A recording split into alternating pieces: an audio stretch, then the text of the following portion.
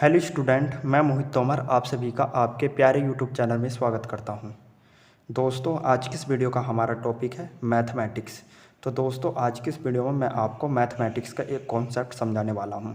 तो दोस्तों, वीडियो शुरू करने से पहले आप सभी से रिक्वेस्ट है, यदि आपने अभी तक हमारे प्यारे यूट्यूब चैनल को सब्सक्राइब नहीं किया है दोस्तों, सब्सक्राइब कर दीजिए और उसके आगे की बेल आइकन भी प्रेस कर दीजिए, ताकि दोस्तों जब भी मैं नई वीडियो अपलोड करूँ उस वीडियो की नोटिफिकेशन आपको सबसे पहले मिल सके।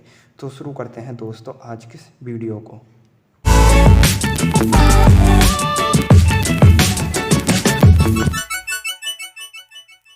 तो दोस्तों, हमारा प्रश्न है 17:19 के प्रत्येक पद में से क्या घटाया जाए कि अनुपात 5:7 हो जाए। तो दोस्तों, अब इस प्रश्न को समझने की कोशिश कीजिए। दोस्तों, हमें अनुपात में दो वैल्यू दी गई हैं, पहली वैल्यू है 17 और दूसरी वैल्यू है 19। अब हमसे प्रश्न ये कह रहा है कि 17 में से हमें ऐसी संख्या घटानी है और 19 में से ऐसी संख्या घटानी है कि अनुपात जो है हमारा 5:7 हो जाए। कहने का मतलब ये है दोस्तों, हमारी वैल्यू 5 और 7 हो जाए। दोस्तों, फिर से इस क्वेश्चन को और इजी लैंग्वेज में समझने की कोशिश कीजिए।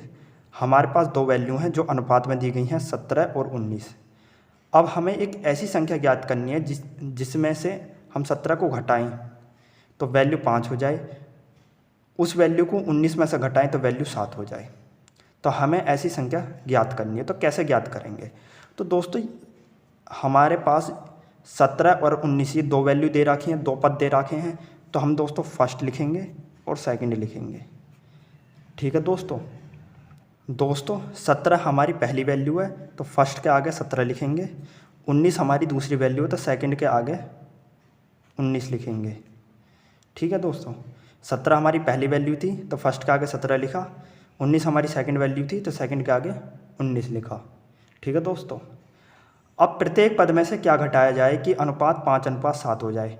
तो हमें यहाँ पे भी दो वैल्यू दे रखी हैं अनुपात में 5:7। 5 हमारी पहली वैल्यू है, 7 हमारी दूसरी वैल्यू है। तो 5 को 17 के नीचे लिखेंगे, ठीक है, और 7 को 19 के नीचे लिखेंगे। दोस्तों, यहाँ तक बात समझ में आई आपको? अब दोस्तों, आपको करना क्या है? अब आपको कैंची गुणा करनी है। कैंची गुणा कैसे? 7 की मल्टीप्लाई 17 में, 5 की मल्टीप्लाई 19 में। मतलब 17 की मल्टीप्लाई 7 से और 19 की मल्टीप्लाई 5 से।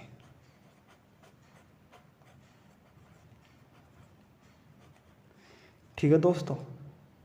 अब 17 की मल्टीप्लाई जब हमने 7 से करी तो वैल्यू का आई 17 सत्ते 119। ठीक है, और 19 पंजे 95। इतनी बात दोस्तों समझ में आई। अब हमारी वैल्यू होगी 119 और 95। ठीक है दोस्तों। अब दोस्तों, आपको करना क्या है?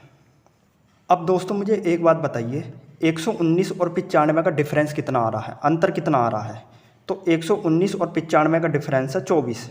जब आप 119 में से 95 को घटाओगे, 119 में से 95 को घटाओगे तो वैल्यू आएगी 24। क्या आएगी वैल्यू? 24 अपॉन।